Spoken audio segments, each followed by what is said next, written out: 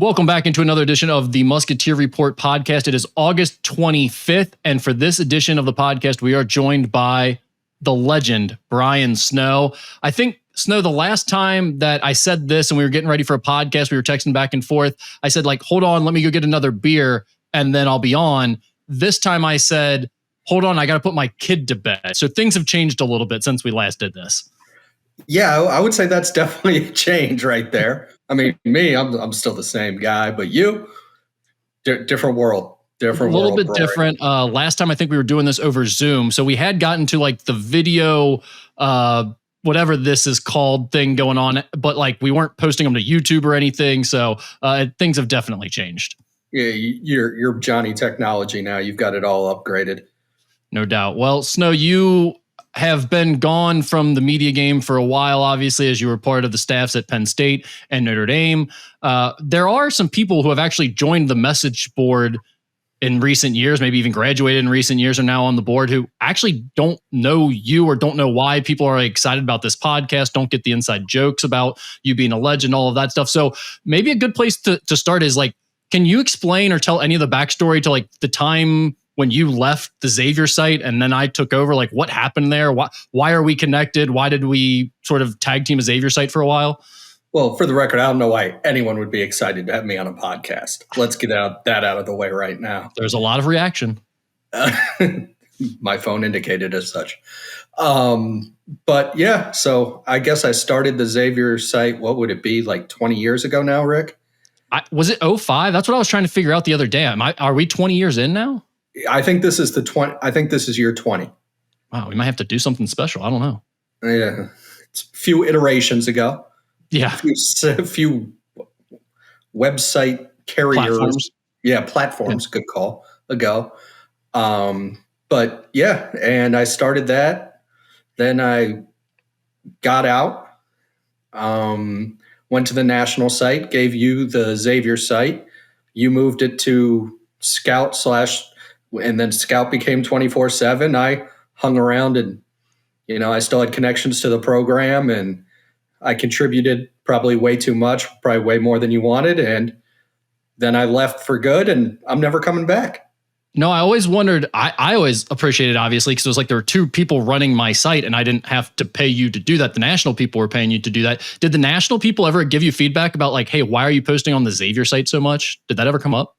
No, I mean, I did. I was a message board monster, so they actually liked me. I would be on the Xavier site, Indiana site, Ohio State, Michigan, Illinois, Louisville constantly. So they loved the fact that I was interacting on message boards. They didn't really care too much why so much of it was Xavier or Cincinnati or whatever it may be. I'm not sure how connected you are to any of the people involved or what your aspirations are to be involved with these people going forward. So you may or may not want to talk about this, but is there anything because you actually left the platform we were on, Rivals, initially, and went to Scout. When I took over the site, I was still at Rivals. You had gone to Scout already. Is there any part of that separation that you want to tell me about? Because that was kind of funny from my perspective. Honestly, it was so long ago. I don't remember all of it. Here's how I remember it. You tell me what is true of this or if I'm getting this right. I remember getting a call from you being hey, has Rivals talked to you about taking over the Xavier site yet? I was no, I have no idea what you're talking about. You're okay, well, I cussed out all of my bosses there and I'm now at Scout National. I told them they should hire you at the Rivals site, but they might not be listening to me anymore. That is very true. That definitely did happen. Okay.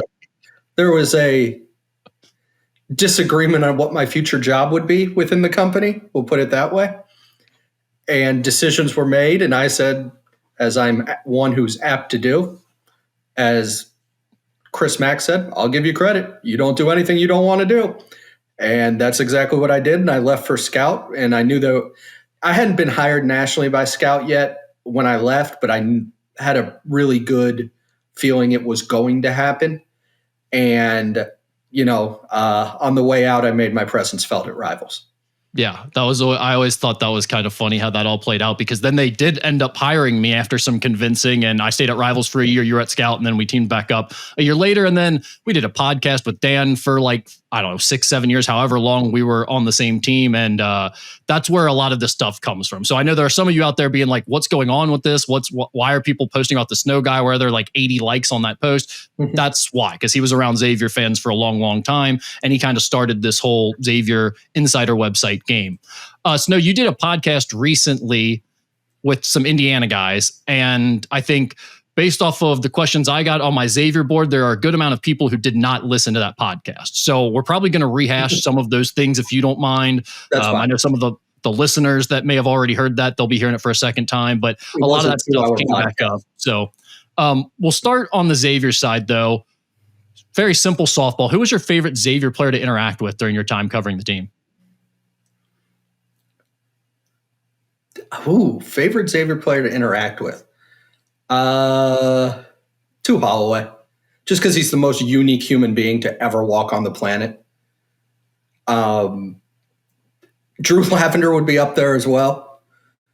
When right before he's going to play Kansas State with Michael Beasley, he turns to me. I'm sitting half court. He turns to me. This is right before introductions, like the buzzer goes off. He goes, "Snow, I'm guarding Beasley, man up, and I don't want no help." And then he just walked in and they announced his name. And I'm like, what is wrong with this dude? Both of those guys, those are two excellent choices because both of them would just say some stuff where you're like, I don't think we're on the same level. Like, I don't think we think the same way. I mean, two is just beyond unique. Yes. What about Dante Jackson's got to be in the conversation, right? You had a lot of back and forth with Dante when you were covering the team.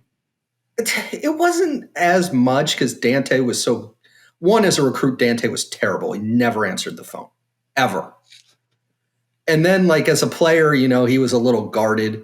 But, like, we had enough, like, interaction where we could joke with each other. So Dante would be up there. But he's also, like, a semi-normal human. Yeah. So, like, it's just not as much fun. Yep. The best Xavier player media interactions, though, period, were Justin Dolman and Josh Katzowitz. Josh now lives in Austin, Texas. I'm not sure exactly what he's doing. But Dolman and him just did not agree on much. And they had some just classic interactions. It's clearly when Xavier was announced as the 9 seed, playing BYU as the 8 seed. And then you had Ohio State was the 1. So clearly Sean and Tom Iser and all those guys said, we're not talking about Ohio State. We're only talking about BYU. That's what's in front of us. And Dolman took that as serious as you could take it. And Josh asked something like, well, would it be cool if you do win to play against someone you know? And Dolman was like, I'm talking about BYU. He's like, well, yeah, but just wouldn't it be different because you know him? He goes, yeah, I know him.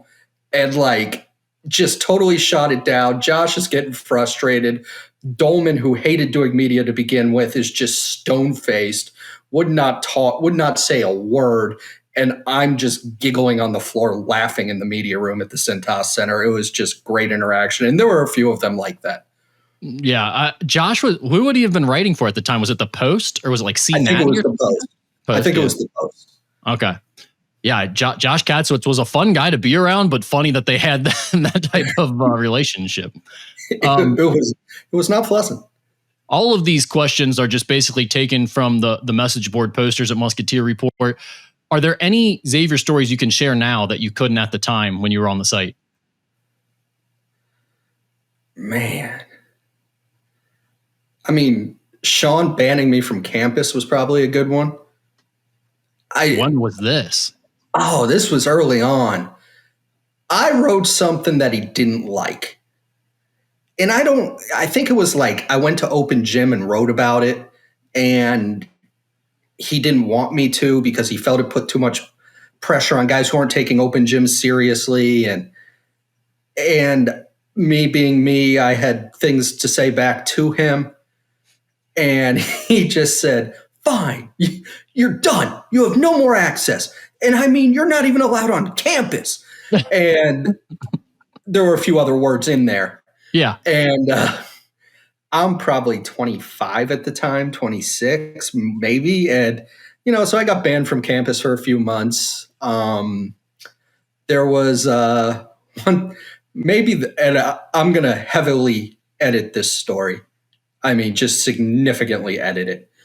But they're recruiting Dante, and it came down to Dayton and Xavier. And I was down in Orlando with the Queen City Prophets, who Dante was finishing the summer with.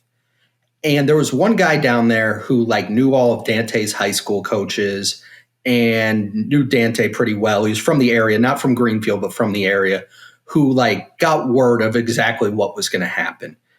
The date's going to be wrong, but he was like, hey, just so you know, the guys get back on Monday. Dante's going to commit to Xavier on Thursday. So cool. That's good information to know. I inform Chris Mack and Sean, I have a really good source telling me Dante's going to commit on Thursday. So Sean calls Dante's high school coach, and Dante's high school coach tells him, or athletic director, one of the two, said, you are in a absolute dogfight right now. I don't know which way it's going to go. At this point in time in my career, I didn't even have Sean's number in my phone. But I knew what his voice sounded like. I get a call from a 513 number. I pick it up, and all I hear is, you don't know what you're talking about. And I go, I couldn't even get hello out. I got huh out. And I could tell it was Sean immediately. He goes, you don't know what you're talking about. I go, well, that may be true, but I have no idea what you're talking about right now. He goes, we're in a dogfight for Dante. It could go either way, and you're telling my staff that it's done? We're in a dogfight. And again, I'm heavily editing the story. And as it turns out, Dante committed on Thursday. Exactly when I told them he would. He ended up announcing it on a Monday or something like that, but he called them on a Thursday. And he picked Xavier over Dayton ultimately. So my information was indeed correct. But Sean had a moment, and he let me know what he thought of my information and my ability to do my job. We covered Sean at such two very different times in his career with such, well, so much that happened in between that would affect how he viewed the world and media and college basketball and everything. I can't even put myself in the position of thinking of what was Sean Miller like back then, because everything was completely different by the time he came back and I was covering him. But stuff like that is fascinating to hear. Cause honestly, I know what people think it's not because of the way it went out and things I wrote or whatever, but the access was great. He was fantastic to deal with while I was covering him. There were no run-ins with him. Let me make it clear. Sean and I, to this day, have a good relationship. Yeah. We had a good relationship at the time. We're just two hard-headed individuals who were very confident in what we were doing, that we were right and the other one was wrong. But Sean, the access was great all the time. Information was great. I mean, I think people who were on the site at the time would tell you I had pretty good information as to what was going on inside the program. And I have nothing bad to say about Sean. Those are just funny moments that, I couldn't share at the time that, hey, we're past that point. Yeah. So your last year actually covering the team would have been Chris Mack's first year. So I can't imagine there were too many big stories from the Chris Mack era or big interactions between you and Mack, right? The only one was in a press conference. So I had written, they were getting ready to play Butler, and Gordon Hayward was a sophomore. And I had written something that at the time Xavier was starting Jamel McLean, and Jamel ended up finishing off the season really well. But at the time, this was probably December, Jamel was awful. He couldn't play. And this might have even been the infamous clock game, if I'm remembering. It would have had to have been. It was the start-stop clock game. But so it's 2 days leading up. There's a pregame presser. Do they even do pregame pressers anymore, Rick? Not really, no. Not under Sean, they didn't. They quit doing it, yeah. Yeah, so they did. They always used to do it 2 days before a road game. You'd have a pregame presser. You would get the head coach and a couple players. And Chris, I asked Chris something like, how do you guys plan to guard Gordon Hayward, who presents such a matchup problem for you? And Chris goes, yeah, I read your story this morning. You can always guard somebody. You said we can't guard him. We can guard him. It might be ridiculous. Like, we could put 5. This is when Jimmy Patsos was at whatever school he was at the time, and he put 5 guys on Steph Curry. He's like, I could be ridiculous and put 5 guys on him like Jimmy Patsos did with Steph Curry. But like, he's like, there's always ways to guard people. You made it seem like we have no chance to guard him. And I hope our guys know you said that. And I was like, okay. Didn't answer the question, but sure. That sounds very much like Chris. I found out of the coaches I covered, which is Chris, Steele, and Miller now, that Chris was by far the most engaged in terms of knowing what was being said and also talking to me about what was being said on the message. Absolutely. I mean, Chris would know what was being written. Trav would have no idea. And I can't speak to what Sean was like the last few years, but Sean would be told. Yeah, that's exactly how it was. I would say Sean literally would never know anything that I wrote. I can't imagine he ever read one thing that I wrote if I had to guess. But I do think he has a pretty well-established staff that knows the roles and knows what they're doing. I think someone has that job and is like monitoring it at all times. Yeah, Trav would have had. I mean, he's just watching film. Yeah, exactly. How differently do you think the 2011-2012 season would have played out had the crosstown shootout brawl never happened? Was that team capable of tearing through the A10, or were they bound to hit a wall anyway? I think they would have rolled through I mean, they weren't playing like flawless. They at the end of that ugly games where they made like they would get up big and then kind of like take their foot off the gas. Or I think that was the year like they played like crap against Vanderbilt for 30 minutes and then turned it on for 10 and won. So they weren't like flawless, but they were doing that was a group they were good and they knew they were good. So they always kind of just did enough. But they were a flawed team. I mean, like, they were dependent on 2 6-foot guards. So I think the ultimate Sweet 16 that they got is what that team was, but it would have been a much smoother ride without the brawl because it didn't affect Mark as much, but it really affected two. People always lump those two together, and I know why. They're nothing alike. They don't live their lives anything alike. Their personalities are extremely different. Their upbringing was very different. Two always wanted to be liked. Even if he hid that, he wanted people to like him. Mark didn't care. And so when people are crushing Mark and crushing Two, it really impacted Two's play for a while. And he kind of went into a funk. Even though his numbers were still good, he went into like a funk. Whereas, and I don't think that would have happened had things been normal. Yeah, that season got weird after the brawl in multiple ways. And I think, a lot of it had to do with the brawl, but there were probably some issues that team could have ran into just because of the personalities on it, and that winning was always going to be fragile for that group. So it could have been something other than the brawl. Chris, who was younger in his coaching career at that point, probably would have been his second year. Yeah. Is that right? He was 9-10 was his first year. So 11-12, I guess, would have been his third. Yeah. Like those were his guys, but they weren't his guys. Chris could handle them just enough, but he wasn't like Sean couldn't deal with those guys now. He could at the time. In fact, he loved it at the time. Chris kind of like dealt with it. So like it just wasn't probably the best personality fit all around. So there was some fragility to it. But yeah, I mean, just everything that Xavier administratively handled it so poorly.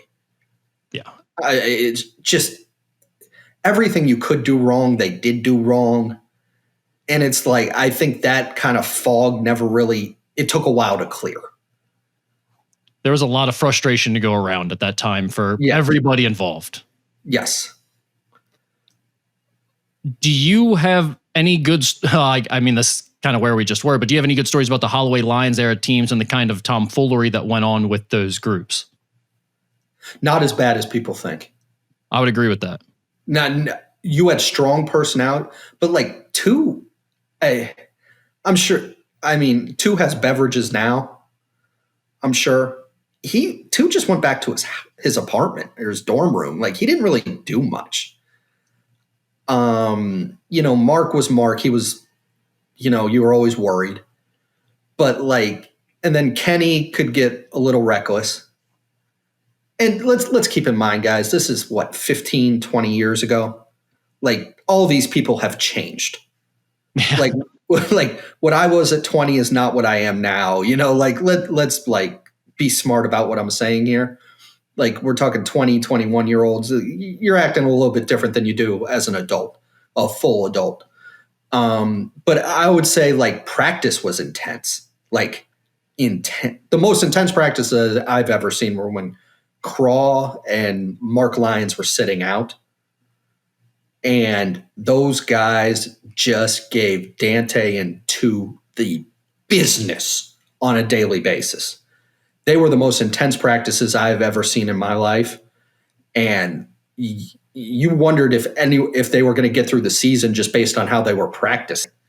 So, but I don't think as far as tomfoolery goes, it's what people think where they're like, hey, we're going to fight now, basketball fights where hold me back. Yeah, I mean, there was the typical basketball hold me back stuff, but that's about it.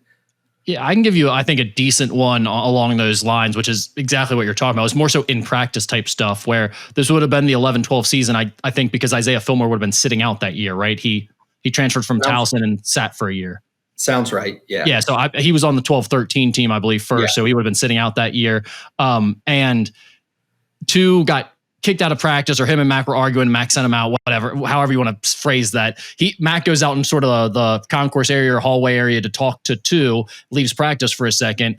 And Mark Lyons and Isaiah Fillmore and the rest of the team are back in this area. And Isaiah Fillmore is kind of trying to be like a good captain type guy. But again, he's sitting out and he's not one of the better players. So he's like, come on, guys, do what the coach is asking type of mentality. And Mark tells him to shut the hell up. And they come toe to toe, and Mark tells him he'll smack the moose out of his head. Then they went back and forth a little bit more. At some point, Mark punched him in the eye. And anyway, they get back to practice. They're going. Matt comes back in, and at some point, like maybe 5 minutes later, he notices Isaiah just has this swelling going on next to his eyes. Like, what happened there? And assistants are like, you don't want to know. So we just moved on from that. But that's the type of stuff that went on with those groups for the most part. Yeah. It was that type of stuff. I think those guys, they were hard to be their teammate. Like in practice, you had to be on it. They were super competitive and maybe not always fair with you. And I think that was like, in some ways it made their teams good, but it also like certain guys probably thought they were hard to play with. And I saw an instance of that in my time at Penn State. Like it can ruin some guys. Like, I think it hurt Isaiah Fillmore. Yeah. Like, he couldn't make a layup because he was so worried about missing one. Because he knew if he missed, like, you're going to hear about it. And they demanded, and one thing about Mark and two, let's be very clear. You never questioned how hard they were going to work. Every drill, every day, every time. So you couldn't go back at them and say, well, you're dogging it. No, he's not. Those are the hardest workers on the team. And they demanded everyone else on their team be the same way. Yeah, I would agree with that. In your eyes, what was the most underperforming or overperforming postseason Xavier team? Underperforming has to be the number one seed year. Has to be, yeah. I mean, to lose that game the way they did, it was with the team they had. Were they a perfect team? No. Should they have beaten Florida State? Absolutely. And when you have things come together like it did and you're at Xavier, you have to take advantage of it. And they didn't. Overperforming. It has to be Max Elite 8 team. Oh, yeah. Yeah, I mean, that's another one. With when Sumner gets injured. So the year before. So back-to-back years. Yeah, they go on a 6-game losing streak or something during that season late. Yeah, and throughout February, they lose 6 in a row. I mean, they rebound and go to They lost to Marquette by like 250. And I remember I was living in Indianapolis and I came into Cincinnati, and this is after the Marquette game. And I don't even remember what I was doing in town, but I stopped by to see Trav or see Mac or whoever I was seeing.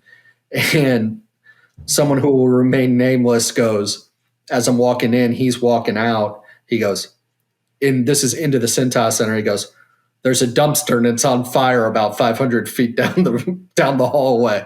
I'm like, lovely. But they got it together. They, Trayvon caught fire in the Big East tournament, and there you go. I mean, that's the crazy thing. They smoked that Florida State team.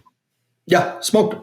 In the second round that year. And then the next year, the Florida State gets the revenge in the 1 seed against the 1 seed team. That was just a strange turn of events in back-to-back seasons. No doubt. I mean, the Chris Mack postseason experience was always intriguing. You had the brawl year, get to the Sweet 16, get to the Elite Eight, lose too early, like your final year. It was just kind of an interesting experience all around. Oh, great story. Sorry. We're going to circle back to favorite Xavier stories. Okay. This is Mac's first year as head coach. So Craw's on the team. And they beat, who the heck they beat in the first round? Minnesota. So yes, 65-64. Yeah. Yeah. So the way it works is Xavier had the first game and they beat Minnesota. So then the team that won, their coaches will sit on press row and live scout the other team. And that's just standard. You're allowed to do that. It's not a Connor Stallions situation. It's what everyone does. Well, Chris ends up sitting next to me because there's an open seat. There aren't many open seats. About 15 minutes into the Pitt game, he turns to me and goes, "These guys can't beat us. I'm out." And he walked right out. He was like, "No chance they can win." He goes, "We're going to the Sweet 16. Walks out. And I'm like, damn, my man is confident. I think they're pretty good. They're like the 2 seed. What are we doing here? And that ended up being a great game, obviously, but he was right. Yeah, he was right. He was right. And then, of course, it leads to a lot of Xavier fans will say the greatest game Xavier played but didn't win, which was the Kansas State double overtime loss. So I've worked for Micah Shrewsbury for the last 4 years. Micah was at Butler at the time. And again, they were scouting because they had just beat Syracuse. Arinze Onuaku was injured and Syracuse wasn't the same. And Butler beat him, I think, pretty handily, if I recall. And Micah ended up telling me, they're sitting scouting. By the start of the second overtime, he turns to the guy he's scouting with and goes, "Screw this. Let's just watch the game. This is incredible." He said it's just the best game he's ever seen in person. It was. I mean, that game was absolutely insane. I don't think we have to emphasize that to Xavier fans. They know it better than anyone. I don't even know exactly what this question is looking for, but I'll let you go any way you want with it. What is your take on what happened at the end of the Travis Steele era? Now let's keep in mind, this is a weird time. One, his final year at Xavier was my first year at Penn State. So I had as little information as I've ever had on a Xavier team. The year before was COVID, and the year before that was COVID shutdown. So there was no tournament. And there are still people in that building that are absolutely convinced they were going to the tournament that year. I'm not here to tell you they're right or wrong. I've heard that argument. Yeah. But I just think it was a weird time. They were going to go to the tournament the COVID year until they started popping positives once every 2 weeks for 2 months and played 2 games over the course of 2 months. And they just had no chance at that point. They just didn't, I don't know what happened at the end of his final year where they went from top 20 in the country to not being able to win. I have no idea. But I think Trav learned a lot from that experience. And I honestly don't know why it didn't work, but it didn't. And that's fine. But it's not like those years were awful.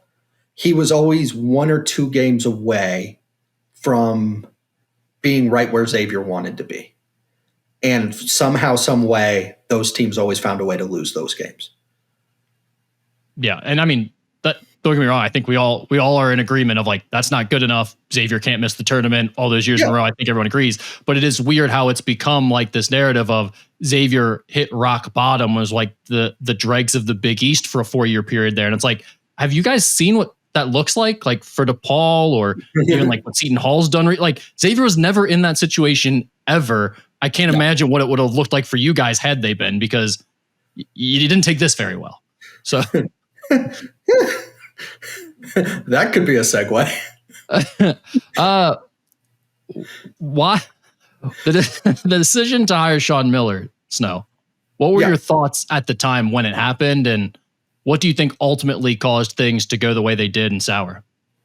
Okay, everybody got their popcorn ready, their notebook out, because I know this is going to be what everyone wants to know. First of all, when they hired Sean, it was the only person to hire. That should have been a one-man search, and it was. You are not getting a better coach than Sean Miller. Period. End of story. Drive home safely. I genuinely believe when Sean took the job, Sean thought he would retire at Xavier. I think Sean.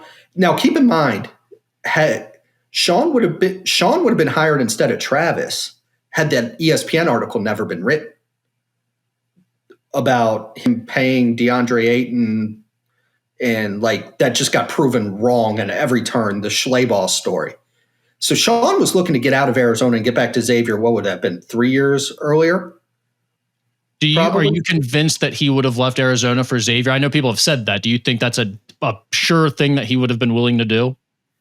Well, I can't say with 100% certainty. I can say he told people in his inner circle that he was going to do it. Yes. Wow. Now, does that mean he would have? I don't know. I can't revisit that, but I think that would have happened, yes, based on the best information I have. Now, Sean could get a little squirrely when it comes to jobs, as we've seen, when it comes to staying or going. But that Sean was the right hire. He was the only hire.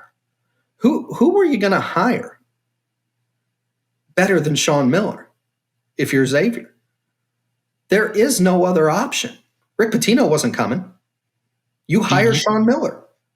Do you think Travis Steele's situation plays out the way it does if Xavier doesn't become aware that Sean Miller is interested? Like, do you in other words, do you think Sean Miller's interest in the Xavier job is what caused Travis Steele to be let go in the way that he was, with the timing the way it happened? I know Xavier will obviously push back against that narrative. Everyone I 100% has. do not think that. Okay. I 100% do not think that. I know there are many people who would greatly disagree with me on that. But I truly believe Sean was content to take the South Carolina job, and things got so bad that final week that Greg Christopher felt they could not keep Travis for another year. It was untenable. Because here's what it comes down. Do either of us think Greg Christopher wanted to hire Sean Miller? Probably not. No. Like, let's just call it, let's keep it a buck, Rick. No, he didn't. No. So why would that impact things in Greg Christopher's mind? Well, if ultimately he didn't really want to hire him and they did anyways, then it might not have. I'm not really looking at it from that perspective, right? I'm looking at it from more of the people who did want him hired and get him hired ultimately would be like, oh, we can get Sean now. Things are different. Yeah, but I think those people, that would take a giant change in how they've operated in every single way. One thing about Xavier boosters, they want to be included. They don't want to call the shots for the most part. I don't think they would have called the shot on saying, hey, you need to fire Travis. Partly just because of the way they respected Travis's father-in-law, partly because Travis was really good with those people. Like, if there was a specific strength of Travis's, it's connecting to the right people and making them like you. And to this day, a lot of them still do like him. So I don't see those people going behind his back like that. I could be wrong. Sense. No, that makes sense. But I do not think Sean's interest, and I don't even think Sean outwardly had to be interested. People knew how Sean felt about Xavier. It isn't something he tried to hide in the 10 years or whatever it was he was at Arizona. So I just don't believe that. No. And I also don't think Sean has flaws. Don't get me wrong. We all do. I don't think Sean would have kneecapped Travis. What was the rest of the question, Rick? The original question? Yeah. It was why, what were your thoughts at the time that he was hired, and why did things sour? Okay. The why did they sour? Sometimes you can't go back home again. It's that simple. The Xavier Sean Miller left was extremely different from the Xavier Sean Miller walked back into. So, first of all, you have leadership changes. And I don't know, I'm not smart enough, I'm not connected enough to know like what the president influence is at Xavier. That varies school to school. But Sean left Mike Babinski. Sean loves Mike Babinski. Sean came into Greg Christopher. I think it's safe to say Sean does not love Greg Christopher. You have Mike Babinski, who is on the record as being someone who does not believe in formal meetings, does not like having formal meetings with coaches. It's kind of he'll walk down the hallway, meet with you, keep it loose, keep it short, kind of let you do your job. Greg Christopher is not that way. He's a formal meeting guy, once a week meeting. I don't know, something like that. It's going to be on the schedule. It's going to be a micromanager situation. And I'm not saying one's right and one's wrong. It's just different. And I don't think Sean could handle that. Also, the Xavier Sean left, best job in the A-10. Complete alignment from the top down on what it takes to win. And then there was no NIL. Sean was excellent at using, it wasn't called the transfer portal back then, but he was excellent at getting transfers. Well, you come to Xavier now, I think it's very safe to say there is not complete alignment from the top down. And if you're looking for the number one indicator of success, Rick, it's top-down alignment in this day and age. If you don't have it, you have no chance, period. End of story. Because your AD, your head coach, and who's ever in the middle have to have the same opinion on what it takes and how to do it. Because if you don't have that and those parties are competing against each other for finite resources, you ain't winning. I don't care who you are. You're not winning. And now you're in the Big East. You're not the best job in the Big East. You're probably the fifth, sixth best job in the Big East. And you certainly don't have the most money. I mean, Xavier boosters are extraordinarily generous, don't get me wrong. But Creighton's got more money, and it ain't close. DePaul's got more money. It ain't close. St. John's has more money than anybody. UConn's got more money than anybody. Marquette's got more money than Xavier by a mile.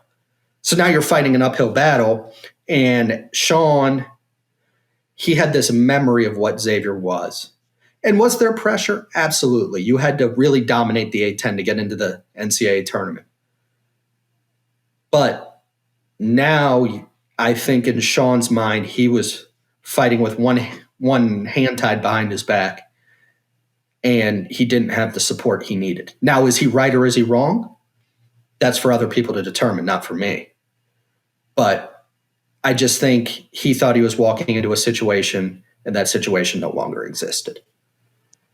When you say the top-down alignment thing, because I mean, that's a pretty big accusation or thing to just throw out there.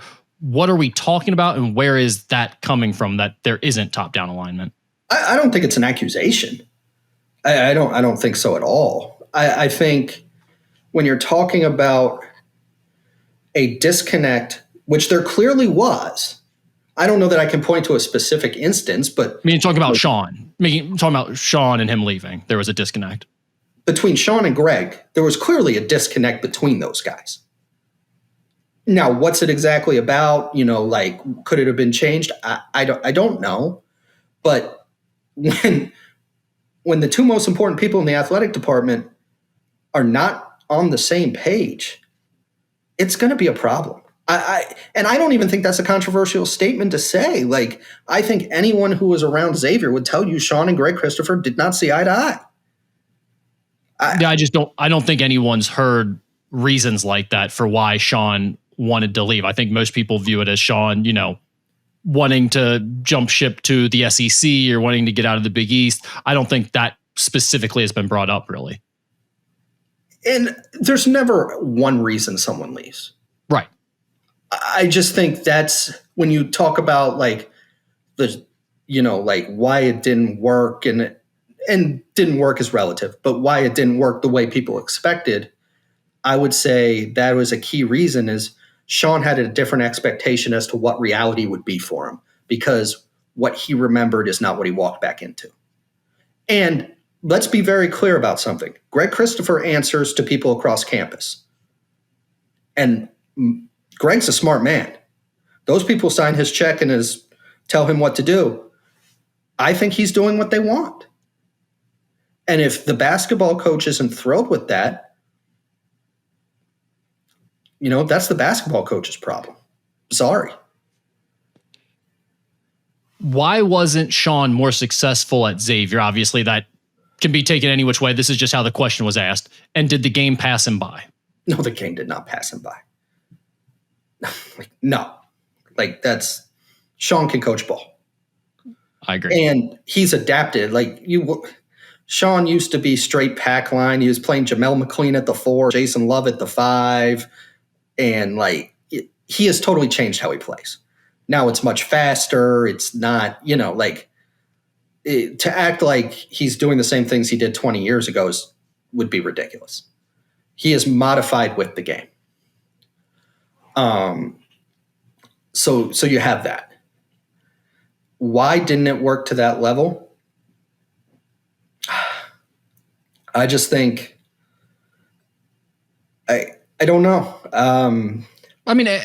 Roster construction more than anything. He's dealing with the NIL era at Xavier, which comes with its challenges for certain. But I also think you can't just change your philosophy of how you're going to attack that every single year. Yeah, I think there's something to be said for that. But why did he do that? I don't know. It's not a conversation I've ever had with him. How do you go from the Balkan All-Stars to all one-year transfers? I don't know the answer to that question. Unless you're planning on getting out the next year and you're like, hey, I don't think I really need to worry about building. I think he got frustrated with, you recruit freshmen, you spend all this time on Trey Green. Trey Green can't really play. He just wasn't good enough. And then it's your Euro bigs, they're not good enough. Cam Kraft, not good enough. And it's well, screw it. I'm just going to go for guys I know are good enough and I'll replenish it year after year. And a lot of coaches do have that mentality. I personally do not agree with that. But a lot of coaches, and some of them do it very successfully, do have that mentality. Brad Underwood does a great job of it. So now he's got more resources at Illinois. So I think Sean was constantly trying to find the balance of how to do it at Xavier. And I think it was always kind of clunky. I'm just curious on your take on this. I would push back a little bit on the Trey Greens, the Cam Crafts of maybe they're good enough, maybe they're not. We're actually probably going to find out in the next year or two. But those guys never seemed like Sean Miller guys to me. They don't really fit. Now, Cam Kraft, you inherited. You had convinced him to stay after the previous staff left. So that one you could maybe chalk up to that. But Trey Green, you recruited as a priority target. And it's Sean Miller's thing is his point guards have to be tough enough defensively to remind him of himself, right? He's not going to accept a point guard who isn't superior toughness defensively. And Trey Green was never going to be that guy. He was never going to trust Trey Green to play minutes because of his lack of defense. Now, maybe Trey Green's just not good enough, period. We'll find that out. But I guess I don't really understand why there was time spent on guys like that when you probably knew they were never going to be your type of guy. And that's a good question. I didn't watch Trey in high school. We were never recruiting him. So like, I can't say what I saw or didn't see. Oh, and a 5'10", 160-pound guard doesn't scream he's going to be a great defender, you know? No, but you can be tough at 5'10", 160. Yeah. And I don't know if you saw signs of that. I have no idea. I don't really. This is also the guy who was MVP at Peach Jam. Right. But I mean, the knock was the knock at the time. It was pretty obvious what was going on. It's like, you're not getting him to defend. You know, you're getting him to be an offensive spark plug. And if you're not going to trust guys that do that, then why would you prioritize that guy? I think a lot of times coaches believe what they want to believe about themselves. Like, yes. I want to make threes. This guy makes threes. And we play fast and we play up tempo and we score a lot of points. So I like that. We need that. But then I don't trust that. Yeah. But you're always like, we'll figure the rest out. Right. And, you get them into our culture and our this and our that, like it'll get taken care of. That'd be my guess as to what it was. But so we'll see. Again, he always seemed to constantly be changing, and I don't know why. And it's not what I would do. It's not how I would run my program. But let's be clear, Sean Miller's won a lot more games than I have. Yeah, and I think you could clearly see he was still a top-notch X and O coach, and I think that's why Xavier ended up being competitive in the 2 years that they were. Obviously, they had the losing season, which to me that's almost hard to do with the situation that they were in. That's the one where I go, yeah, that's pretty bad at Xavier to have that year that they just had, given the circumstance. It's not like the circumstances were that dire at the time. Yeah, we scrimmaged them, the infamous live tweet. Yeah. The periscoped exit. Hold on, can we talk about that for a second? Yeah, let's just. That was a great day in Xavier message board lore. You guys play a secret scrimmage, Xavier and Notre Dame at Xavier. Mm-hmm. And you guys are literally all freaking out about no one's letting any information out of this. No one's sharing it with Broering. No, none of that's going to happen. Like, you got to understand, like, if you get the information, everybody on play, it doesn't take much to figure out who it would have come from. And that's what I told. Everyone kept saying like, oh, he'll get it from Snow. I was like, it literally can't come from Snow because everyone knows Snow would give it to me. So like, you can't do that. So sorry to interrupt, but yeah. So like, also we're sitting in the locker room and Shrews just gets done like yelling, like talking loudly to the guys, like, and don't worry, I'm going to tell everybody how bad we stink. We're not letting this scrimmage result come out, because I think we won by 10 or 12 or something like that. And, like just making it a big deal that like, everyone thinks we're going to be terrible and I'm going to play into it and they're not going to know that we just beat Xavier handily or whatever the heck it is he said. And then all of a sudden I start looking at my phone and it's like text messages from you like, wow, you guys were up 11 at the final media timeout. So I check my notes. I go, how would he have something that specific? Like that we were up 11 at the final media. And like you had like four. I listened to the whole second half, coach. Yeah, you had like 4 or 5 things. And I'm sharing it with the staff. And they're just like, how does he know all this? And they know it couldn't have been me because you're there on the bench. I was on the bench. Yeah. Like, and everyone's just like, what the heck happened? And you had told me like so you said like something like, holy crap, this guy wasn't making it up.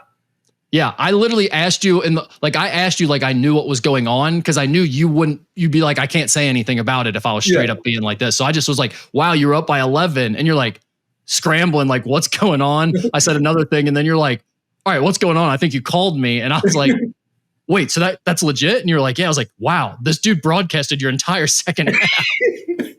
And we were all listening, not knowing if this guy was literally just making stuff up. And we're like, this guy has the best imagination of all time. If he is. Like, I walk back into the coach's locker room and I'm like, guys, our entire scrimmage got live tweeted by this account and we're going through it. And what was funny is like before the game, he broadcasted it on Periscope. He was doing play-by-play of a game. Like he was watching through a window there and doing play-by-play.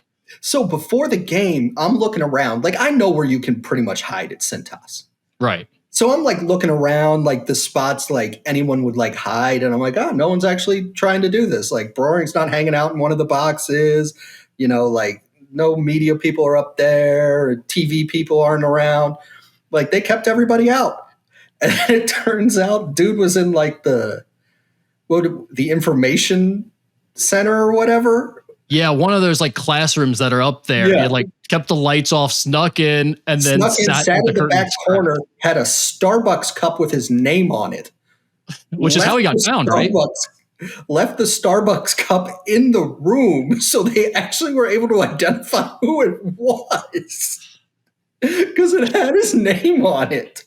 Just an incredible moment. I mean, it really was. That was electric. Like at the time, it's like kind of, you're like, people are mad at him or whatever, but it was such a funny day and a funny incident. And like 24 hours later, after everyone got over being mad and like did their whole investigation or whatever, I think everyone was cracking up about that situation. Like we had the first live broadcast, first periscoped secret scrimmage in history. Yeah. But the best part of it was literally you've got all these people. There's a good group of people. I mean, at least dozens of Xavier fans listening to this dude do play-by-play, not knowing if he's actually watching a game or if he's just trolling all of us and making stuff up. But then you could kind of hear like a faint buzzer occasionally in the background. Like, no, he's definitely in the arena somehow because I just heard the buzzer in the background. Well, when you texted me like specifics that like you just would like, I didn't even know. Like, yeah, you had to go back and look it up. Yeah. I'm like, wait a minute, what? Holy cow, this really happened. There was a secret scrimmage where I snuck into one time and I got kicked out of. Jeremy Groh had to kick me out, but it was years ago. And what actually happened was NKU was secret scrimmaging in the practice gym at the same time as Xavier was in the main gym. And so I went in, I knew at the time NKU was going. So I went at the same time as NKU, snuck up into the top level, second level, was watching the whole first half. I made the mistake of going down to the bathroom. And when I did, I ran into Greg Christopher. And then Greg just starts talking to me. We walk out back together. He doesn't say anything. He's just like, oh yeah, you coming back out to watch this? It doesn't say anything. And then like 10 minutes later, Jeremy Groh comes over and is like, you got to get out of here. So yeah, that was my story of getting kicked out of a secret scrimmage. I don't remember what year that was though. So apparently Jeremy was in charge of compliance at that point in time. Yeah. And me and him were just like in an all out war for the next 2 weeks. I was just cussing him out every time and acting like it was his fault, even though I knew it wasn't. All right. Any other secret scrimmage stories? That was a avenue I didn't expect to go down, but I think people will appreciate that one. No, I would say we only had 2 against Xavier both times. There was Fremantle. Fremantle's crazy. Like, first of all, like, obviously last year Xavier had 9 scholarship guys. So like Fremantle's like literally in the game. We have walk-ons in. And like one of our freshmen, Cole Serta, catches the ball in the wing, and Fremantle's like, he's a shooter. And he looks over at Shrews and goes, see, coach, I read the scouting report. We're like, Fremantle, you started the game. You're still in. This kid's going to be a doctor in 2 years that's guarding you. What are you doing? In fairness, that is pretty good depth of knowledge of the scouting report there by Free. Yeah, I mean, it was just like, he's crazy, but he's fun. Any other thoughts you wanted to get on there about Miller or his time at Xavier or why things didn't go well? One thing I do want to say, like, I know the optics of it are bad in terms of him high-fiving the Texas kid. Let's come back to reality here, people. I saw that happen many times in the course of 4 seasons in college basketball. Not to mention that kid was like the number 6 pick in the draft. He wasn't coming back. The kid made a hell of a shot. Respect, like head coach player interactions are a little bit different. That's just a respect thing. Like I saw Shrews do that multiple times this past year. It just, the optics look bad. Just an absolutely wild picture to be out there 24 hours later. Like the fact that picture was caught the way it was just incredible. Makes it look absurd. But like it wasn't like he was rooting for Texas people. Well, I mean, I don't know if we know that for sure. I don't know if we can say that, but no, I can guarantee you that because he doesn't want to lose to Rodney Terry and potentially again lose the job again. Yeah, good point. Yeah. Good point. Illinois. Oh, so how things can change lives. So Rodney Terry's the interim head coach. Chris Del Conte is the AD at Texas. This is Sean's first year at Xavier. Chris wants to hire Sean as long as Rodney Terry doesn't get to the Sweet 16. Do you remember who the Texas Longhorns played in the round of 32 that year? No. The Penn State Nittany Lions. Oh, that's right. Oh, we are winning by 1 or 2 with about a minute and a half to go. And Andrew Funk, who is the best shooter in the country, gets a butt-naked, wide-open 3 at the top of the key. He had made 7 against A&M 2 days prior. Didn't even hit the rim. Funk misses the shot. They get the rebound, gets kind of a fluky run out. They score, take the lead, whatever it was, and then they ended up winning. So if Funk makes that shot, Texas quits. They just quit. And Sean goes to Texas after year 1, and we're at Louisville because they would have fired Kenny Payne a year earlier. And it's just weird how lives can change based on one moment. And Pat Kelsey's probably the head coach at Xavier right now. Wow. The chairs, especially when you start talking about those guys that are all connected in a certain way. I mean, there's like the 6 degrees of separation for all of those coaches that you just named almost. I mean, that's crazy to think about. And we could still be seeing that fallout for the next few years. I don't think we're done trading places just yet. Yeah, no, you never know where the old, especially in this day and age where everything's heightened, like everything's faster because you're asking people for more money, and people have less patience when you ask them for money. What did you think of the decision to hire Richard Pitino over Chris Mack? To me, there's a lot of stupid reasons to hire a head coach.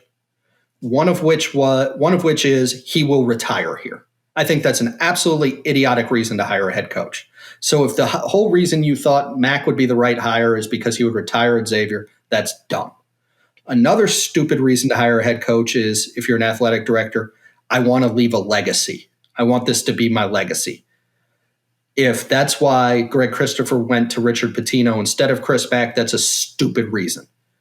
Ultimately, you need to hire who do you think is the best basketball coach. Richard is a good basketball coach. Chris is a good basketball coach. If Greg Christopher genuinely believes that Richard Pitino is a better basketball coach than Chris Mack, he made the right hire. But if he did it for some other reason of, I've never gotten to hire my guy, I never got to go outside the family, then it's an absolutely idiotic decision. Do you think there would have been any apprehensions on your part, if you're in that position, of just the idea of like, we just ran it back with the previous coach. It didn't really work out. He didn't end up being the guy that stuck around the rest of his career. Would that add at all to your apprehension of bringing another coach back, of just like, there's going to be more optics. This is going to be even more heightened scrutiny if it doesn't work. We're going to look like we can't do anything but go out and hire a previous coach. Would that factor in at all? I mean, do you think that's legitimate? No, because that has no relevance to if you're going to win in the future or not. That's trying to win the press conference. That's idiotic. Like, what does winning the press conference have to do with winning games? No, you need to win games. So whoever you think is the best head coach to hire, that's what you need to do. And, you know, like, I think if you were just to stack up their resumes, which is not necessarily a fair indication of who's the better coach. Let me make that very clear. If you were to stack up their resumes, I think it's undeniable Chris has a better resume than Richard Pitino. I don't think that's a controversial statement. But maybe Richard had a better plan presented to Greg Christopher in terms of fundraising, NIL, how to build a roster, how to interact with boosters, the whole deal. So maybe that would make him a better basketball coach going forward than Chris would be. And I think that is fair to say. But that would have to be the reason you make that decision, not I want to have a legacy of being the Xavier AD who hired outside the family. What are your thoughts on Richard Pitino, both stylistically and culturally, based on what you know? I know nothing about him culturally, like how he runs a program. I have no earthly idea what the culture's been at New Mexico or at Minnesota. I have no clue. Stylistically, I think he runs. I think he evolves his system to fit his personnel, which I always think is the smart way to do it. I think you have to have flexibility in what you do because you're not always going to have the same type of player, especially now where you got guys transferring left and right. Like you have to have flexibility as a coach. So I think in that respect, Richard's very good and knows what he's doing. Like Richard can coach basketball. For him, sometimes I wish his last name wasn't Patino, so people would understand. Like, was his tenure at Minnesota fantastic? No, but look back on it, it's okay. It's solid. He certainly raised New Mexico. So, like I don't want people to think he got hired because he's a Patino. And I think he does get typecast in that sometimes. So, but he's good at what he does. And will he be successful? I have no idea. Like, I thought Archie Miller would be successful at Indiana. He wasn't. Like I thought Chris Holtmann would be really good at Ohio State. It didn't work out. Like that's the nature of the beast. You had mentioned, presenting a plan for the fundraising, the financial side of it, the NIL side of it, all of that. How much do you weigh that part of the job now when you're making a new hire? I mean, does that be, obviously there's like can they coach basketball? Do you feel confident about their competence there? But for the most part, if you're making this hire and you're down to your top candidates, you would think they can all coach basketball, or at least that's your belief as the AD, if you're that far along in the process. How much of it would come down to their plan for NIL, their plan for putting together a roster, and their plan to help you fundraise money? I think that has to be a huge part because that's a huge part of the job now. Yeah. It's a job part of the job no one particularly likes. But if you can't compete financially, you're not going to win. I mean, like it's much like Major League. Think about it in the terms of Major League Baseball. Can things come together for the Brewers or the Reds or whomever, and they win with the lower payroll? Yeah, it can happen. But it's a hell of a lot easier if you're the Dodgers, Yankees, or Mets.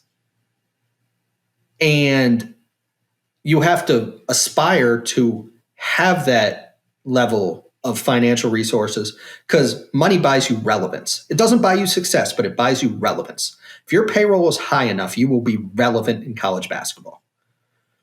So maybe you don't get to that level of money, but having a plan to be the best level you can be, it's extraordinarily important. What did you think of the style of recruiting that Xavier, their approach this year in terms of going after pretty much all transfers and not addressing the incoming freshman class at all? I don't think they had much of a choice in that regard. Who were you going to get as a freshman when they walked into the job? I mean, you have to field a team. Like at Penn State, we walked in, I think there were 5 guys on the roster. We brought in like 5 transfers. One of them a JUCO. At Notre Dame, there were 3 people on the roster. Now we were able to bring our, 3-man recruiting class and one of the kids they signed. So like we had 4 high school kids in that class. But we also had to, and at Notre Dame, you can't bring in transfers easily, trust me. But we had to supplement it with 3 transfers. They had to replace 12. I mean, you're not going to do that with freshmen. There's just not enough of them. So I think they were backed into a corner. Now, you can question who they went after, but I don't think you can question the demographic of who they went after. How do you evaluate the incoming portal class? Not super impressive. Be honest with you. Who would you say is like the guy that you look? Who's the most impressive guy in the class? Trey Carroll, maybe. I think he's at least shown at somewhat of a decent level, at somewhat of a decent program, that he can be a productive player. All right, had a good year, albeit an inefficient one on a bad team. Pizzato had a solid year, completely inefficiently on a terrible team. Anthony Robinson was the third string center at UVA on a bad ACC team. The two kids from New Mexico are just role guys. So, like, I think I would look to Trey Carroll kind of as the guy who makes the most sense. Now, ideally, if you're in an ideal situation, he's probably your blend guy, your fourth, fifth, sixth man. He might have to be one or two on this team. But again, Xavier, relative to the peers this offseason and what people were paying, I mean, would you pay Kirk Kriisa $1 million? I would not. Wes Miller did. Someone asked about the sophomore heavy approach, which we kind of already talked about how they put this roster together, but I'm curious about the sophomore heavy part of it. It seems like, I don't know, Xavier's breaking new ground there, but the strategy there seems to be you find a guy who's at least a year into college basketball. They know what it's like. They've been taught like what it's like to play hard every possession and the type of physical strength you're going to need and all of that stuff. But there also is, in theory, still upside. A guy's still on his way up going into his sophomore year. Maybe you can retain him if he does perform well. Like, how do you view that strategy of loading up on sophomores? Or is there any other type of maybe market inefficiencies or types of prospects that you would go for in the transfer portal that maybe people aren't looking at right now? Let's be very clear. Everybody's a senior. Everybody. So it's all year to year. You're on a 1-year deal. So you're a senior. And people would ask me, like, it's March of last year. People were like, do you think everyone's coming back on your roster? And I said, listen, the only kid I'm convinced is coming back is Braden Shrewsbury because he doesn't have a choice. His dad's the head coach. Outside of that, you could have told me anybody left, and I'd be like, okay. I think everyone like understands that to some level. My question for you, looking at it from the inside, is: was there any more confidence in a guy that was already in your program? Did you feel better about your opportunity to keep a guy in your program versus a guy that you'd have to go out and recruit from another program? Did you feel like you had a better chance, or maybe you could get him a little bit cheaper? I think you felt you could get him a little bit cheaper, but you never know what they're saying behind the scenes. You don't know who they're talking to. You don't know who they're talking to is whoever they're talking to is talking to. You just don't know, and you're never going to know. And like, I knew all year at Notre Dame, like everyone was tampering with Marcus Burke, which is fine. It's part of the game now. But what could we do about it? And Marcus always said he was coming back. He never wavered, but you don't know that he's coming back till he's actually back.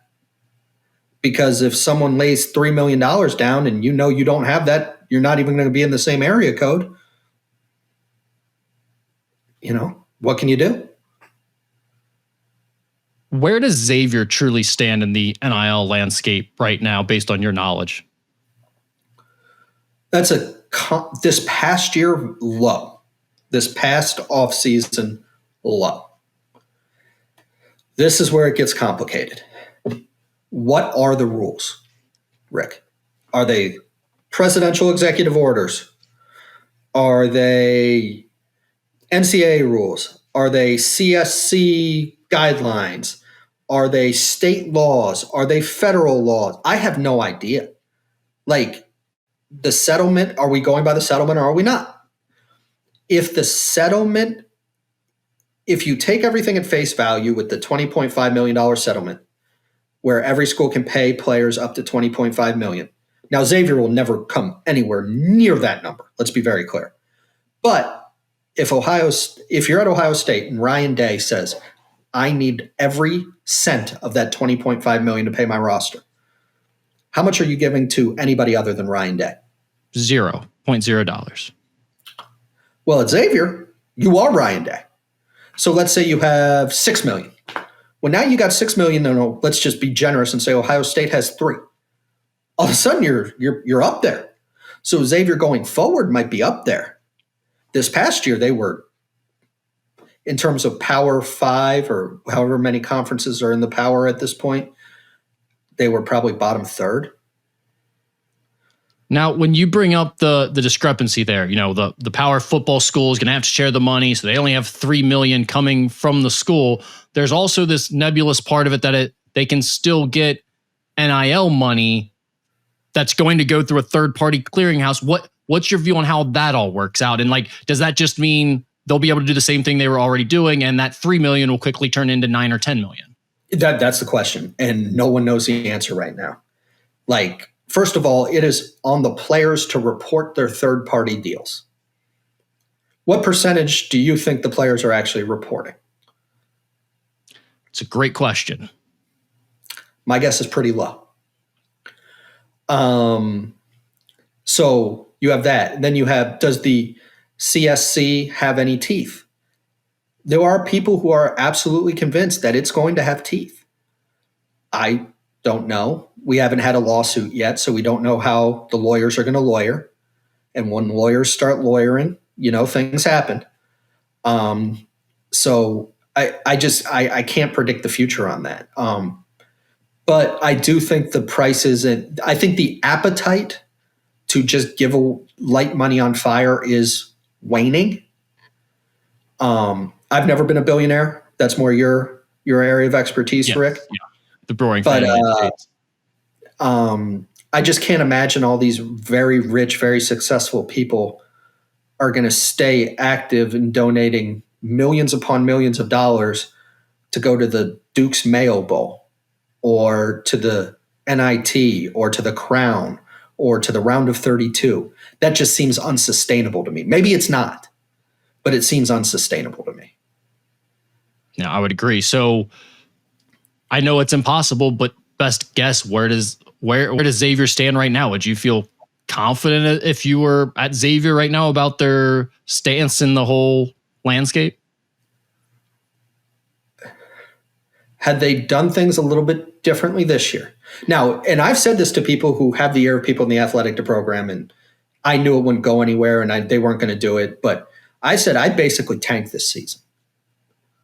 I know Xavier fans don't want to hear that, but I would have basically tanked this season, paid minimum amount of money, kept, let's say they had $6 million this year, try to keep $3 to $4 million of it, roll it into next year. Sean's buyout's $3 million, I think. Roll that into next year. Try to get another 6 to 8 for next year and go all freaking in and blow everybody away. They didn't do that. I don't know what they're using Sean's buyout money for. I have no idea.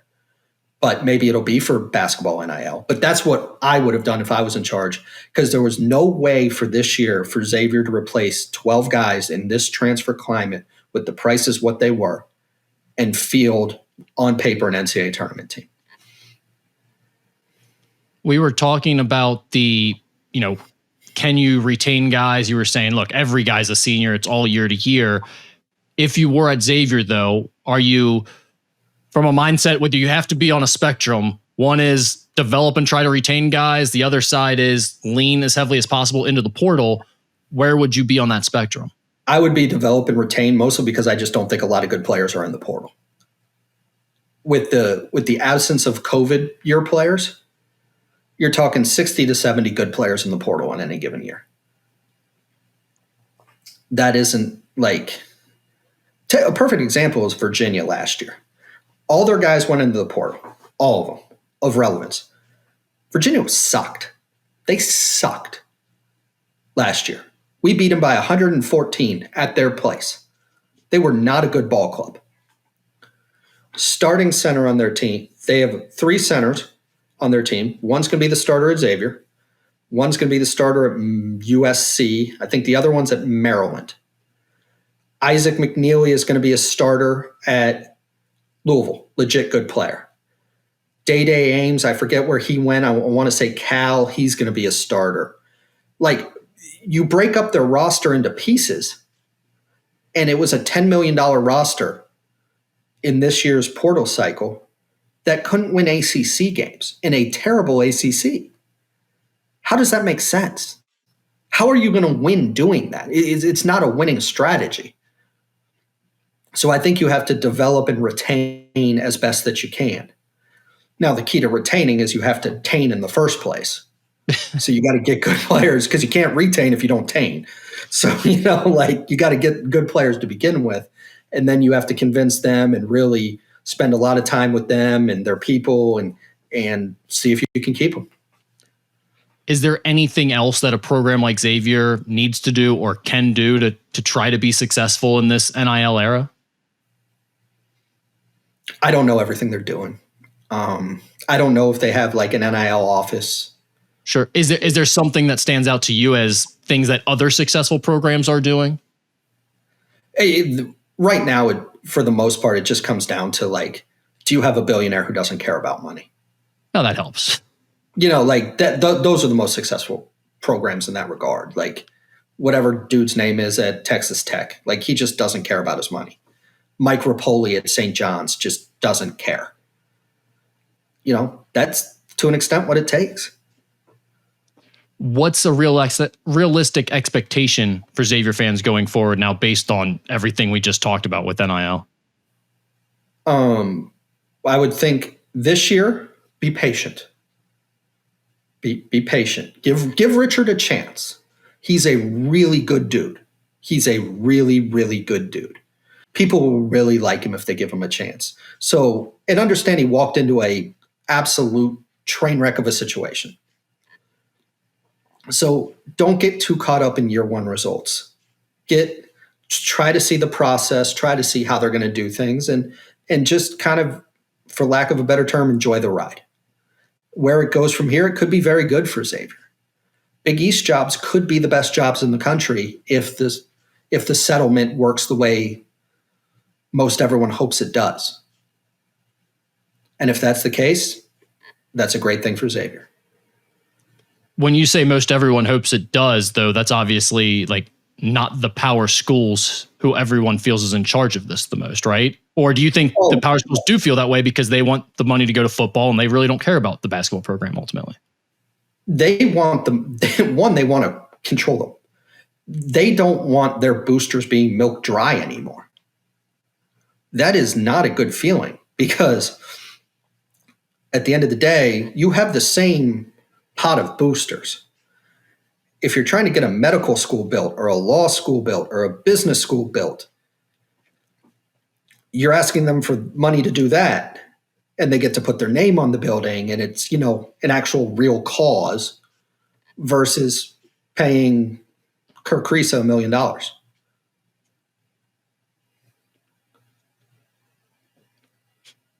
Shout out to Kirk Creesa, second mention on this podcast.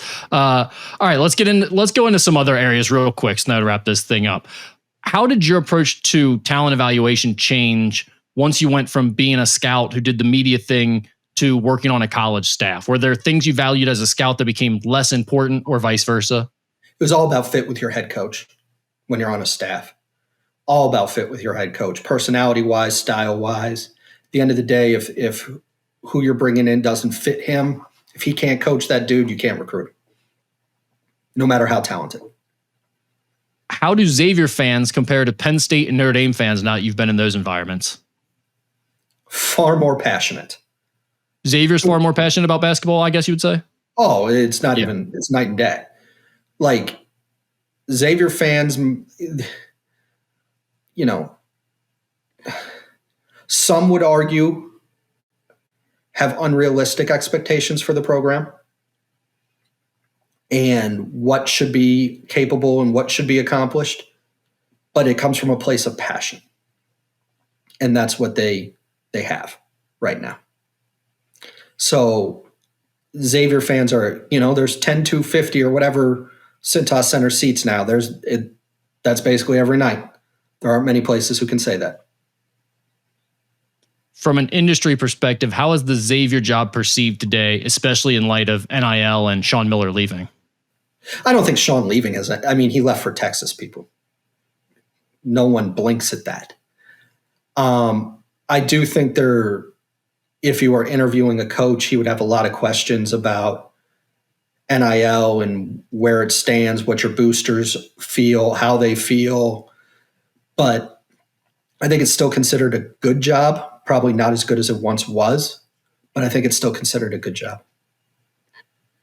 a lot of universities are facing funding cuts and declining enrollment. How much does that impact coaches or prospective coaches when considering jobs? Do you think they're looking at the overall health of the universities, or these reports out there saying like this freshman class has declined by X% or anything like that? No. Head coaches are barely human. If you think they're reading stuff like that, you are out of your mind. All right. The number one question that was asked to me, and by number one, I mean like 2 or 3 people brought it up. Where did things stand with your relationship with Dan Dockich? We have no relationship. We don't communicate very much. Well, the last time I think everyone remembers you guys talking was the infamous little scout guy comment where you sent him your cross streets, and that was kind of the end of it. Have you guys had any interactions since then? I feel like he's said some things about you since you were on staff. Was there any conversations? If he says something, I don't know it typically. I would have no idea. So if he says something, good for him. But DJ White came out and said I was correct. And that's all that matters. If people were willing to put up $500,000 for charity of your choice to box Dan Dockich, would you do it? Sure, why not? Nice. Why not? Who cares? What's the age gap between you and Dockich? Let's see, what year would he have graduated college? Like 80, 85, 86, 80, no? 82, 83? So 20 plus years? He graduated in 85. So it's about 20 plus years? I think we could get that sanctioned. One look at me, no one's sanctioning a damn thing. I can assure you of that. All right. I think I got through everything for the most part on the list that people wanted us to touch on. I'm not sure if there's, are there any Xavier related stories, Scout related stories, Musketeer report related stories that you want to get off your chest here before we wrap this thing up? Not that I can think of. I mean, what are like controversial moments in Musketeer report history? Like, I don't know. I don't know. How many people do you think you banned during your time running the board? Like 2. Somewhere between like 2 and 5. Not many. Yeah. You did it for 5 years total? Something like that. Yeah. That feels about right.